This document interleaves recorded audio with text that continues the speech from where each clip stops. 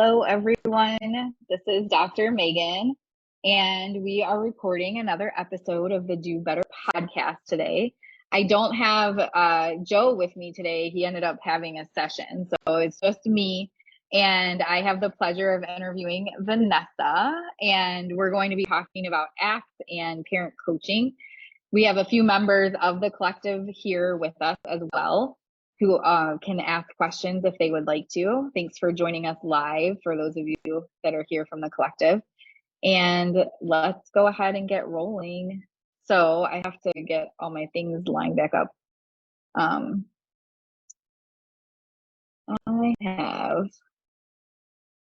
Okay, I lost my tab, sorry. All right, so we always start off with just a little bit of background.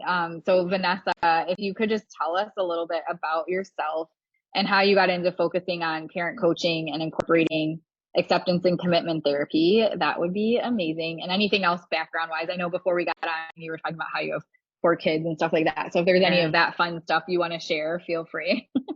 Yeah, let's see, I've been in this field maybe since 2014, been a BCBA since 2016. My practice has definitely evolved. From my experience, what I've seen is that, we focus a lot on the child.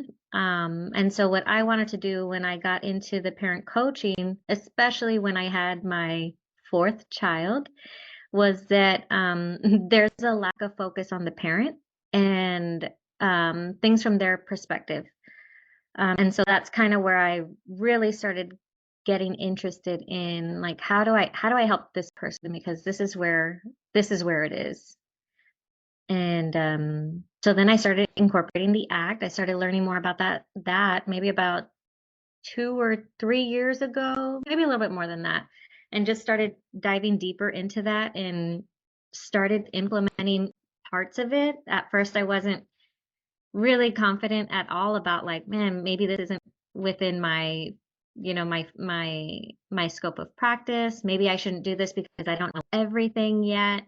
But I was like, you know what? I'm just gonna do parts and, like, let's see where this goes. And so far, the more I learn, I just implement a little bit more each time, and it's worked out so far. I love that. I love that you're modeling, how to shift from what your original training and practices were based on your interest and values, and learning more about how to serve the populations that are important for you. And then kind of riding that line of, obviously we need to be competent, but if we wait until we're 100% perfect at everything, we'd never get anywhere. So, yeah, and you learn through doing it, you have to at some point just do it and get that feedback and then keep growing and learning that way. Definitely. There's always like this, like, am I doing this right? Is this going to work? And then I kind of remind myself, like, well, I can't just do it once. I need to keep doing it and then kind of reflect and see, is this working or not? So yes, but I do find that it contradicts a lot of my previous training. So that kind of also is like a, man, should I be doing this kind of thing? Is this right? Yeah. I think it's interesting. This isn't part of the questions we had beforehand, but when you say that, Vanessa, that you're reflecting and thinking about, am I doing this? Should I be doing this? Is this right? That's something we should all have trained, like in our programs. That's in grad school, something that should be really pushed. And then, of course, if we're training others and supervising others, unfortunately, I think oftentimes it goes the other way. In grad school, a lot of people are just trained like, you're the expert, you've got this. Once you graduate, you know all the answers. And they're not taught to have that, like, humble reflection, of anything. Like, even if it's something like reinforcement or whatever the procedure is, with each new client we have and each new situation we're in, we should be reflecting on, is this the right thing for this person? And, like, are we doing it in the way that's best for them right now? And of course, like you said, it becomes even more difficult when the things that you're incorporating are aligned with evidence-based practices and aligned behavior analytically, but they're coming from, like you were saying, other fields, potentially parent coaching or other related aspects of psychology or child development or whatever it might be. And it's opposite of what you were trained in grad school. Yeah, totally opposite. And sometimes I feel uncomfortable about that, but then I kind of go back to like, no, this feels right. Yes, it might take a little bit longer, but I think I'm doing the right thing. Yep. And then we have the data we can review to confirm that and the progress that people are making in the work that they're doing. Definitely, yeah. So I do think it's a longer process, but totally worth it. yes.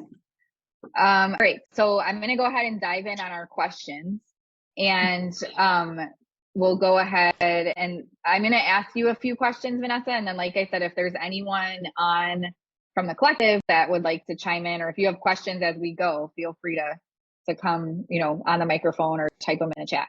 So one of the first questions we have for you is, do you have any favorite resources for understanding acceptance and commitment therapy and or parent coaching, or the two combined? Yes. Okay. So definitely if you're just getting into ACT, what I started with was the ACT Made Simple. And that really helped. But I'm kind of like, I don't know, it's taken me a long time to read it because I'm like, I'll read it, I do parts of it and like get comfortable at that. And then I'll come back to the book and do parts of it. So I'm not completely finished with it. But I do kind of like read and practice. So the ACT Made Simple is a really good one. And really just practicing that, like really practicing with yourself and then just with some of your clients if you can. The other book that I've really gotten into is Good Inside. And it just really affirms like everything that I already kind of believe or think and gives me like a deeper reason to kind of keep going, even when we're not making the progress that I wanted us to make. Um, but I mean, Good Inside, totally different, totally outside the field of ABA, and even kind of within that book talks about behavior modification strategies and how those might not be the best strategies to use, even though it's like an evidence-based practice, which I can totally see. I get that, and so it kind of just gives you another perspective.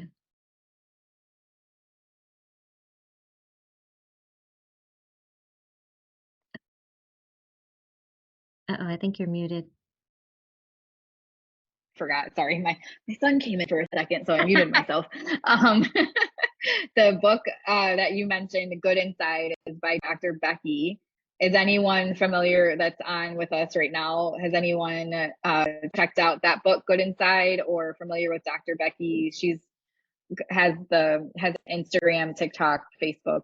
She puts a lot of information out that way too. Yes, it's a great book. Yes.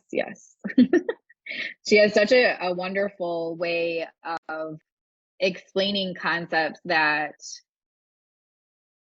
she explains it so that it connects with parents and it's reasonable and feasible. She can take like little short chunks of information and just share that one little bit, and then I would hope a lot of families and people that are, even if you're not a parent but you're a behavior analyst and you're wanting to learn more about these different approaches, have aha moments from just watching her 30-second video clip. Yeah, I mean, it really gives us insight onto like the more of like the covert behavior that we don't really talk about. So that's why I think like that one is like a really, really good resource. Yeah. Do you want to give an example, Vanessa, about the covert behavior part? The covert behavior, it could be anything like the feelings of shame, embarrassment, anger, those kinds of things that we can't see, but we can see the action that relates to that experience. Yes. Mhm. So as behavior analysts, we're often taught to just look at the thing we're seeing, right? That response, that behavior. And obviously there's a big focus on the ABCs, looking at the antecedents and the consequences, but there isn't a whole lot of focus on that inner behavior that's going on. And it's just wild to me because we are all thinking and feeling humans. Mhm. Like, how often are we going about our day simply based on the antecedents and consequences directly in the environment with no thought or emotion or anything else happening inside our systems? And then we think when we're working with children or adults that it's just that simple. We can just look at the antecedents and consequences and nothing else, matters. Yeah. It's tricky because that's how we're taught, especially in grad school. And then we kind of have to come into contact with that, like, oh no, I might be failing. Maybe I'm doing this wrong. But I spent so many years doing it this way. And now we kind of have to accept parts of that in some way. Hmm. It's difficult. Yep. Yeah. And I sometimes hear people say that, focusing on some of the things that someone like Dr. Becky or other parenting or child development experts would talk about isn't behavior analytic in nature. And I'm curious, I obviously have my soapboxes that I go on with that, but I'm curious for you, the work that you've been doing these past few years, if that's come up for you at all, and if you have kind of a go-to answer that you found yourself giving when people ask about that. I haven't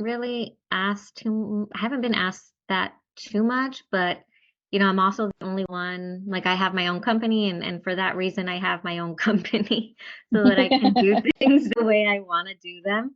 Um, so I haven't really been asked that and I haven't really felt like, I don't know, like not confident about using these strategies because I can kind of just put these things together like, okay, well, this strategy or what she's saying is kind of like self-monitoring, or like this thing is more like the motivation behind doing this thing, or it's like, or this is the antecedent, or this is a behavior, or this is like the consequence from doing all these things. I can kind of put it together and just kind of explain it that way.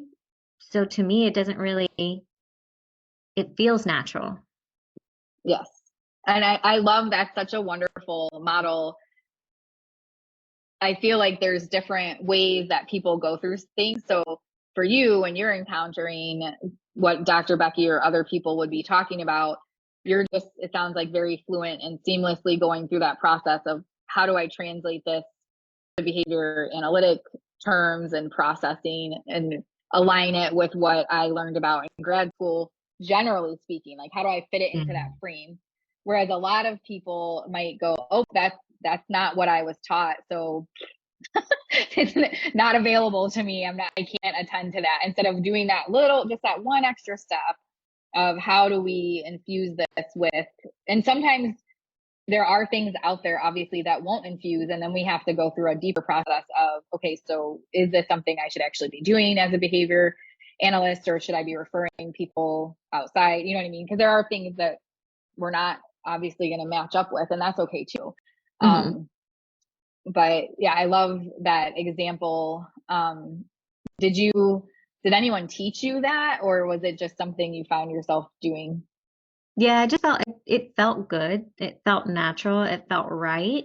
And so even sometimes I can't initially explain things in behavior analytic terms, but I'll do it anyway because it feels like the right thing to do. And then later I'll think about it like, oh, okay, I think, we're discussing like the function of the parent's behavior and like what led to this behavioral response and how is this helping? Is it helpful or hurtful towards whatever it is that they're working towards? And so I think of it like that. Yeah, I love it.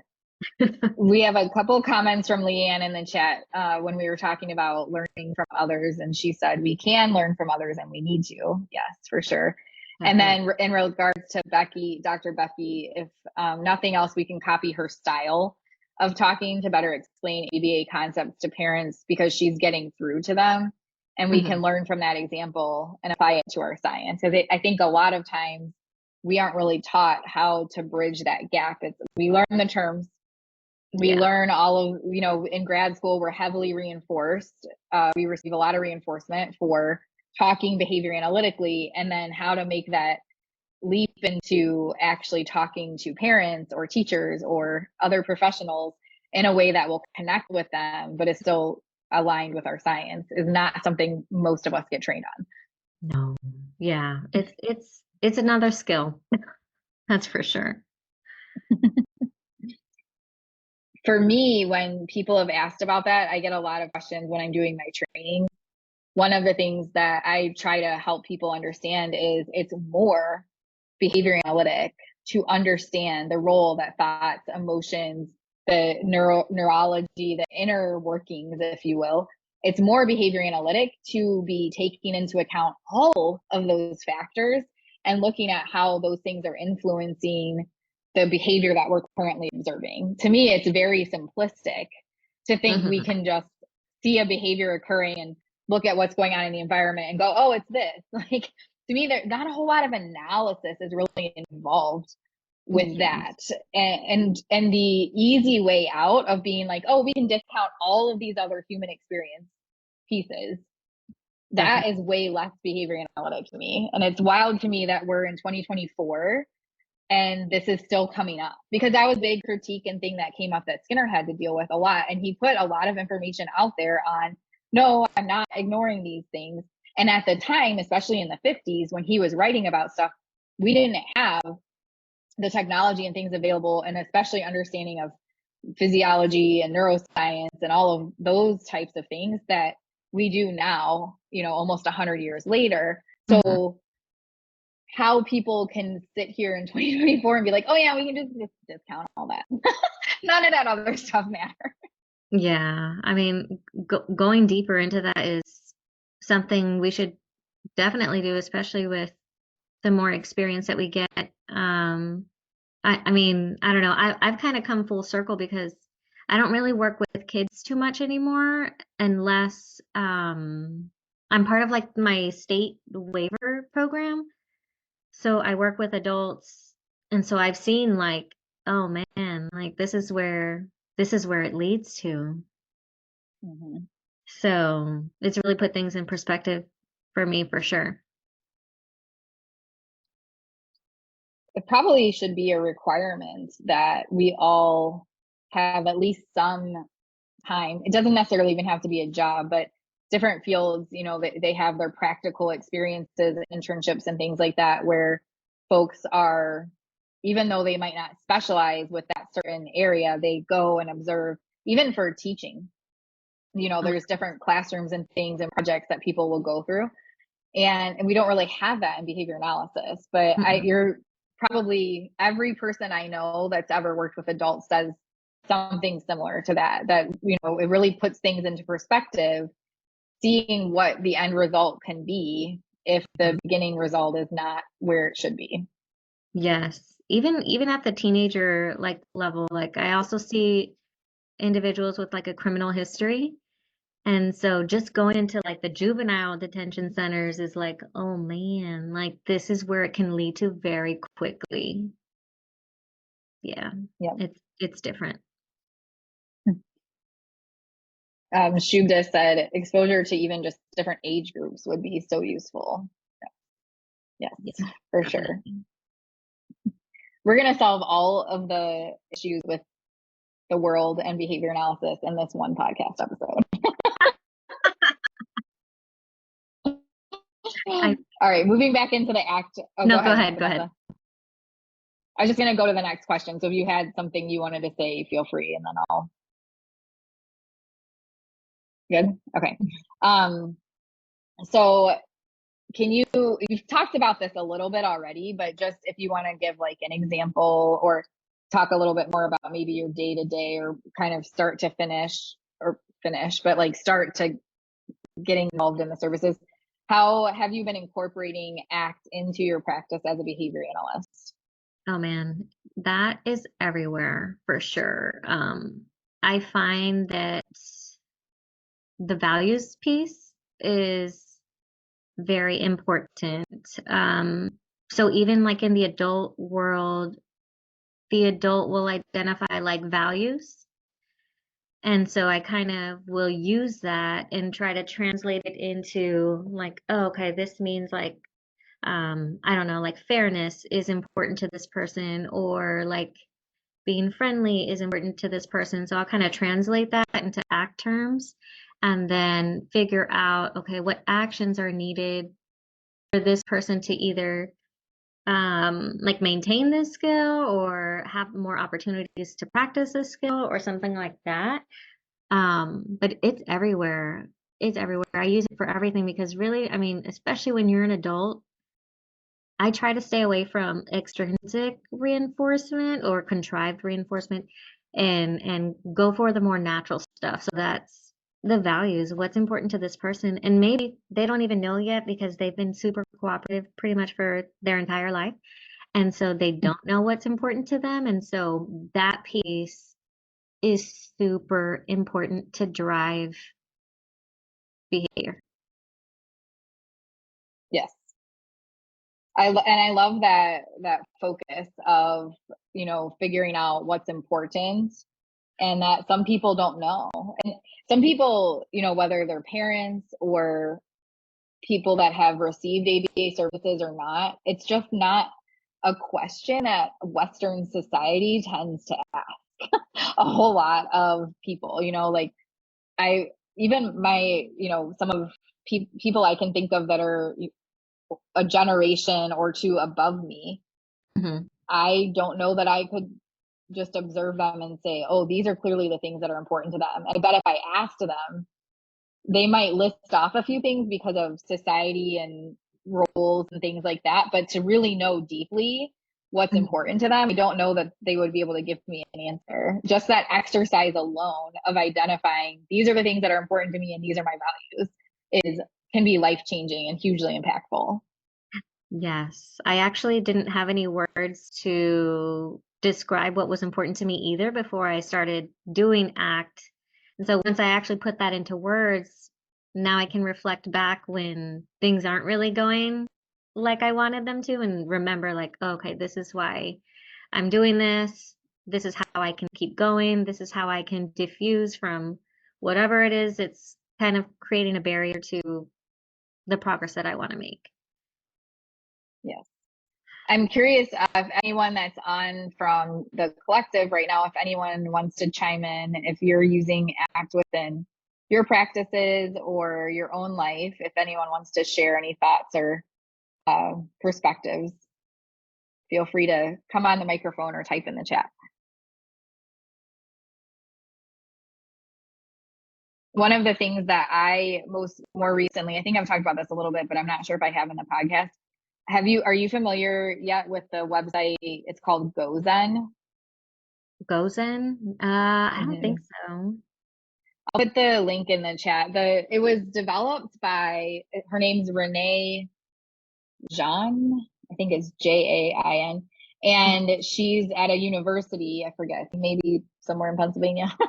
And I think it was part of her, you know, thesis or something that she came up with this program, and now it's turned into this whole website with so many amazing resources, and it's super interactive, and there's all these videos.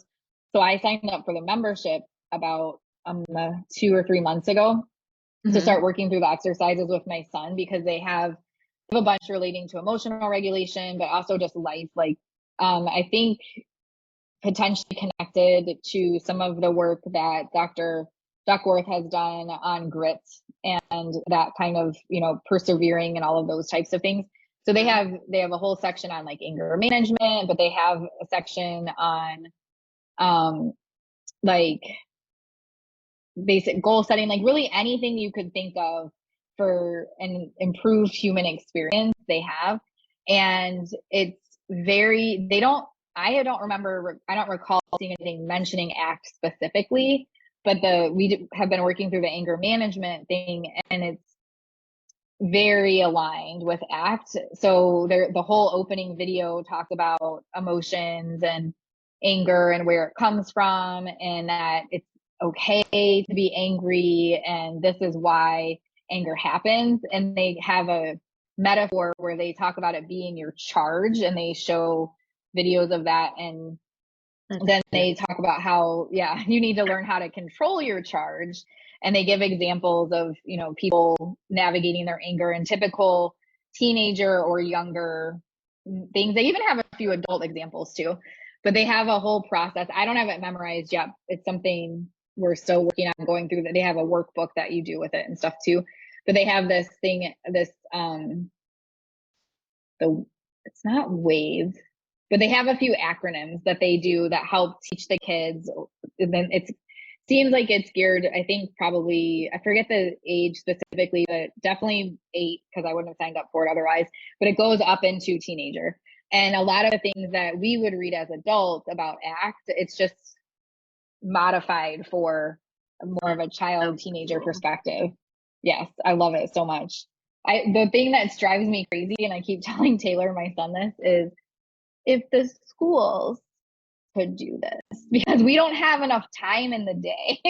I'm like, if your homework could be to do some social emotional learning instead of these math problems, because you can already do these math problems, that would be incredible. Or if the schools spend as much time teaching you reading and math as the social emotional curriculums that are out there now, if they spent an equal amount of time on all of the things, that would be spectacular. Because it's not going to matter if you can read or do math if you can't control your emotions and like the physiological responses you're having to things. Definitely. Yeah.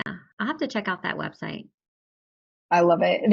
Shuda put in the chat too, they have a lot of free resources as well. That's why I find it so, I mean, they have good marketing, I guess, because they get you, like, you sign up, get some free resources, but you see that the free resources are so good and you're like, I want more. So we did like a little mini anger one, and I was like, okay, but this is not enough. I need more. So That's so cool.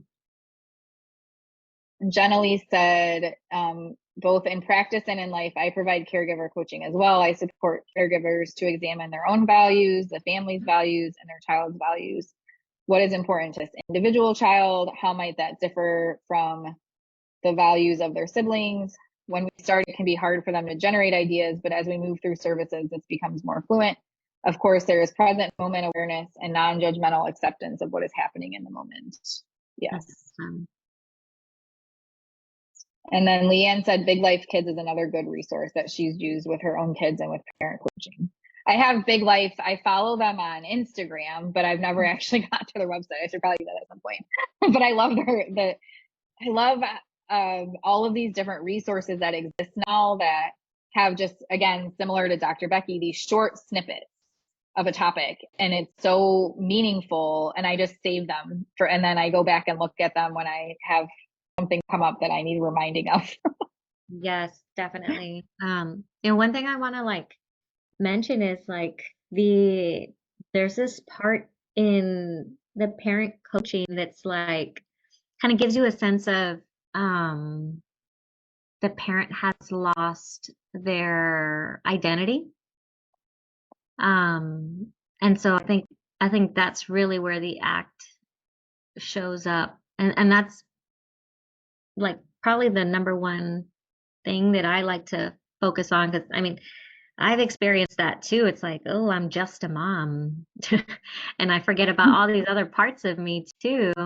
But you're so deep into it that there's just this rule of I'm only a mom. So, going back to what, or the reason why I do some of this is because of that. Yes. I'm just sitting here picturing those conversations with the parents, and I think sometimes too, as practitioners, people going into homes and working with families, we have to be mindful that we aren't putting the parent just in that role as well. I definitely remember early on in my career, before I was a parent, and it's not like you have to be a parent to understand this, but there's definitely a level of frustration, I think, that behavior analysts or other people that work in a similar vein, working with children, get frustrated with parents and kind of forget like they're only human too, and they have things, and a lot of them are completely giving over their identity to raise this child or the children that they have, and they've lost all sense of themselves. And I know there's research that's been coming out with ACT and parenting that shows the more that parents can get back to having the values and living a values driven life, everybody benefits from it. But if we lose sight of that and we're always just in there like, you have to do X, Y, and Z procedures for your kids, and like, why aren't you doing this? And we're not recognizing their humanness and that they need to be aligned with their values as well. And especially because a lot of our procedures might go against their values, and people aren't taking the time to investigate that either. And so not only are we not recognizing that the more of a values driven life they can lead, we might be putting them, if they are trying to lead a values driven life, we might be putting them into a position that goes against their values because we haven't taken the time to find out what their values are. Yeah. And maybe they're not even aware of what their own values are. Yep. Yeah. And it's exhausting, as you mentioned, like if you're just plugging and chugging along and don't know what you're moving toward or trying to move away from, it's exhausting. It is. It's just like ongoing. It's like, when does it end? Yes. Yep.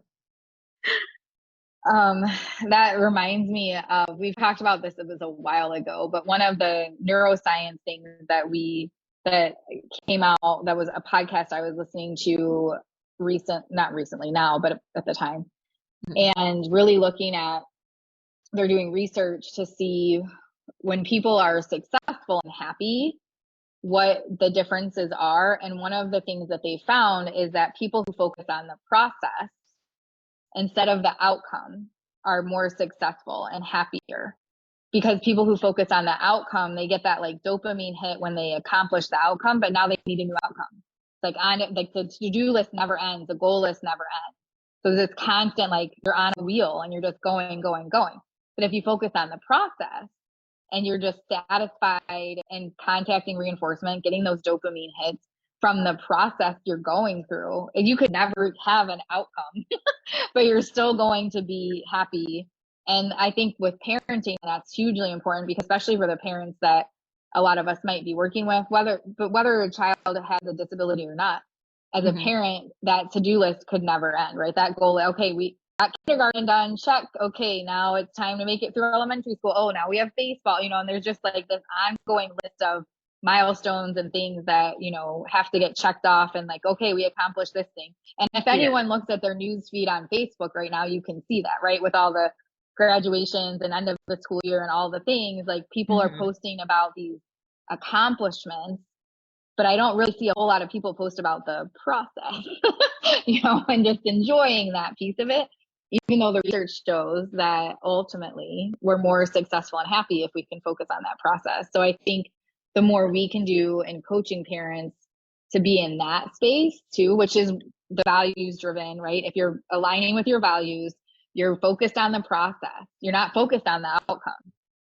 And that is what will help not only create more success and happiness, but also help hopefully cut down on like burnout and that just sense of exhaustion. Oh my gosh, yes, burnout. That is definitely related to all of this. You could definitely prevent a lot of that burnout. And even like with our more with the individuals who have like very complex language, the ones that are really working on like maybe more social skills, vocational skills, those kinds of higher level, I guess, thinking skills, critical thinking skills.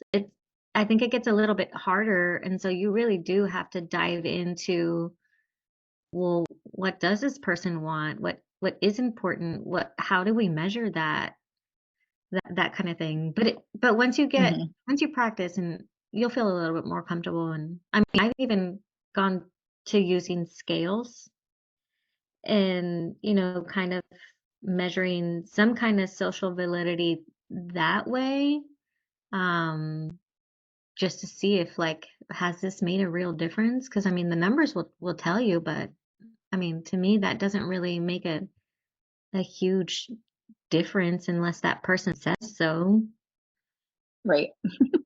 Oh. And I know sometimes people will say like, oh, well, report isn't the best measure, but it's like, if this person isn't reporting any Mhm. sort of benefit, then what are we doing here? Yes. Sometimes you can have the opposite problem where they're reporting a benefit just because they're like maybe people pleasing or something. But generally speaking, at least helps you identify when you're not making progress by that person's perspective of what's happening. And I find it funny because sometimes I know when we would use, different scales to get feedback and check in with families on our service delivery. And Mhm. on our side, like, we're looking at the data for their child. Oh my gosh, they're making so much progress. This is amazing. Of course, the parents will be happy with what's happening. And then you get the feedback form and it's like not even close, because, maybe you're not working on the things that were important to them or things like that. But I've seen so many people discount that and say, oh, we just can't please them. They're critical of everything. They won't ever be happy with what we're doing. And it's like, or you could reflect and think about what you need to be doing differently to create a sense of satisfaction and a perspective that it's benefiting their lives. Yeah, and I guess that's where the ACT comes in too. It's like those diffusion skills and reflecting back on like what is important. Are we moving towards what really matters? Am I here versus like in the past or future? Like, oh man, you could use it everywhere. Yes. Yep. And I think for practitioners too, if you're looking at it that way, going back to the burnout piece, a lot of times people might take it personally. So they might not just discount it, but they might get feedback and just, oh, I'm an awful behavior analyst. I must be so bad at my job because I'm not making any of my clients happy, blah, blah, blah. And they really internalize all of those types of things. Instead, again, all those questions you just said, Vanessa, like how can we get them closer to their values? What do we need to be focusing on? And keeping it more in that objective space of like, okay, what's next then? Yes, actually, that's one of the questions that I ask a lot. It's like, okay, well, what do you want to do next, or like, what should we do next? And it's more that's where the coaching comes in. I just ask the questions and lead them to wherever it is they want to go. But I act more as a guide, I guess. Mm-hmm. As long as we both know where we're going, then I can guide. Yes, I love that. All right, I have, I think, just one or two. Yeah, I mean, basically one question left and then we'll see if anyone else has any questions. We talked about how it's a constant process, learning and growing. And when you and I were messaging about doing this podcast, you had mentioned that you're continuing to work on learning more and more and more. So I was just curious what your current goals are in terms of areas, whether it's ACT or anything else that you're seeking out, professional development or reading. We talked about, a couple of the books you're reading or have read. Are there any, goal things that you're trying to learn more about right now? Definitely. I think working more in the adult world and just with individuals with a criminal history, that has been very different. And so I do get to use a lot of ACT with that person or, their parents or their caregivers. Um, Working in the day habs, that has been an experience. And so I would like to create more opportunities for individuals to have just a chance to do other things during the day that are related to their interests. So, like creating, a friend and I have talked about like maybe creating a nonprofit for individuals who need higher support, um, or maybe just like maybe they have a moderate disability or something like that, like a doggy daycare or something. I think we can get some really good vocational skills there related to the person's interests or whatever it is that they are, whatever matters to them. We could do that there, or I don't know, maybe like upcycling. Is it called upcycling? I think like where you recycle and you make it really nice. Do something like that for like individuals with that need higher, like more support. I mean, I go back to like the beading. I'm like, no, beading. Like, let's do a project that's like related to beading, fine, if that's like within their skill set, but then like let's do something with that. Like, let's make something really cool, let's sell it, let's get the money back and put it back into whatever the organization is. Like, let's do more outings, let's just do things. I don't want to just do the same stuff. But that's just like part of my observation. The behavior piece is just me being like, you need to offer better activities like within this person's skill set. But I definitely have a lot of ideas of how I want to create more opportunities for individuals, even like candidates. Like, I'm about to start supervising one person, and I'm so happy to just provide the opportunity to see these other parts. It's not just autism, it's like other individuals with a mental health challenge or something like that. People who have a criminal history, like, they are very interesting. I really like talking to them. Recently, I got locked in a cell with one of them, which we did not talk about before. I had never met this person. I'm like, oh my gosh, okay, well, let's do this. Like, let's just see what happens. But just stuff like that, it's just like, you got to just learn how to go with the flow, know why you're doing this, know where you want to go, know where this person wants to go, and just go from there. Yep. That's so many. I love the variety of things you just talked about. You're covering such an array of areas. And I think that, again, is another really good model for people. A lot of times it feels for some people like the only avenue is to work within autism, and you're definitely doing in a bunch of different spaces. Do you have any advice for people on how, if they're wanting to branch out into these different populations? Was it just happenstance that you did this, or did you seek it out? Like, how did you get to work it with in these different areas? I kind of just signed up for a program within my city, like, that offers it's kind of like the local, like, I guess, like, I think you say LIDA. So they have like different programs, and so I just became a provider within that program, and then it just so happened that I kept getting a lot of people with like a criminal history or had like certain things going on. And I guess I just got lucky. The case managers liked, or the service coordinators liked working with me, or the case managers liked working with me. So I just built rapport with them. I build rapport with the families, network, meet people. And that's how I am like building all of this. When you were talking, the main thing that came up for me is like, so don't be an asshole. Pretty much. Like, just be nice. It'll work. I love it.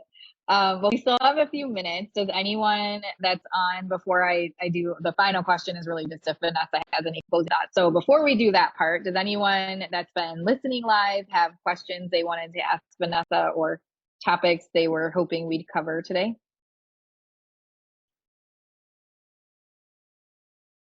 Yeah, I would love to chime in. So much, my God, my head is like, ooh. Yeah. So many, many good ideas here. Yeah. So your introduction itself was so beautiful, Vanessa. Oh, thank you. Such a great role model for us. Really appreciate everything that you're doing and the way you're even expressing and explaining things. Some of my thoughts, which I was thinking, like, it's literally the chicken and the egg, right? Where do you begin when you go into this case? And it's almost never, or rather very little, to do with that child or the individual themselves. It's all these things around them that needs to be fixed, to make things. And literally, and they are expecting you to come solve this problem. And that is the least of the problem. It's the other things around. So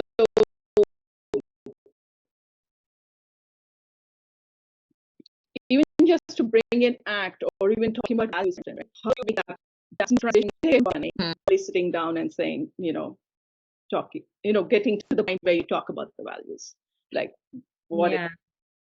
I try to make it more conversational. It all kind of happens naturally. I think I focus more on the rapport ability, just asking like small questions like how are you doing today? Things like that, and maybe commenting on something that happened that day, or maybe I share a little piece of my life, just to kind of help them feel a little bit more comfortable and relatable.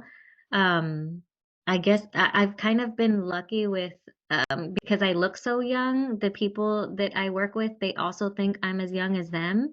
And then I tell them like, no, I'm about to be 35. And they're like, whoa, and just making that connection, being relatable, making the conversation really natural, not using any words like, I really don't use the words values.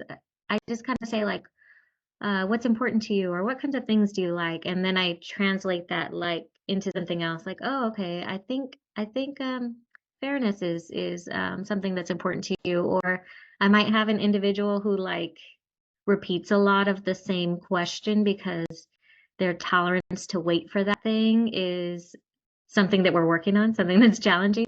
And so I might translate that into like, oh, it seems like you're really curious about, when you're gonna get this thing. So instead of painting like this picture, like this person is dead on purpose, I use those ACT skills and look at it from a curious perspective.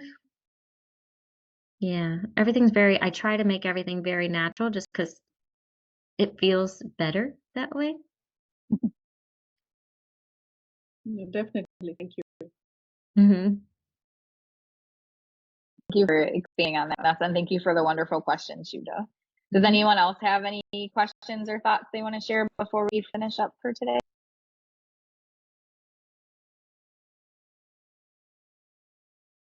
I don't see anything coming through right at the moment. So we'll have you give your closing thoughts, and if something does come through, we'll do that. So Vanessa, is there anything you want to close out with before we finish up for today? Hard words for us? Definitely. I think the last piece I want to touch on is just encouraging other practitioners to really look at like what's going on for the parent. Not getting into like being their counselor or anything, but really take a step back and just wonder, like, I wonder why this is happening, or I wonder why they haven't implemented this thing yet, and maybe even asking them, like, just being honest. And then just acknowledging, like, hey, okay, I know that it's this. So, why don't we try this? Or what do you think we could do instead? And just kind of leading them, I think helps the most. And it could actually prevent burnout too, because you won't really feel like you're the one who has to like fix everything. And actually that's one of the first things that I say, like, hey, there's nothing wrong with you. So I'm not here to fix anything. I'm just here to give you some extra skills. That's it. So because I already know that that's the parent's expectation. Like, you're gonna fix something, but I want to let them know I'm not. I will support you and I will help you through this, but I can't get rid of certain stuff. We can't avoid certain stuff, and that's okay. We can work through it though together. So, but yeah, I just want to encourage everybody, like, really, really try to get into that parent's head and notice like what could be going on for them. Oh my gosh, I love that so much, that phrasing of I'm, not here to fix anything. There's nothing wrong with you. And that, I think we could have just had that sentence phrase that you just went through, and that could have been the whole podcast episode. It's so impactful. Thank you for sharing that with us, Vanessa. Yeah, you're welcome. All right. Well, I guess we will go ahead and close out for today. Thank you so much for everyone that was here with us live, and Vanessa for taking time to share with us what you're doing. If anyone else, we're kind of on the fly with our podcast lately. So we either do the wheel and that picks a topic for us, or we have a conversation like we just did with Vanessa. So if there's anyone who's listening to this that would like to have a conversation and share what you're doing in the field and what is important for you and how you're making a change, especially if it's focusing on how to do things a little bit differently than the typical way we do stuff, we would love to sit and have a conversation with you too. So with that, Joe's usually our one that closes out, but I'll say it, go forth and do better. Thanks, everyone.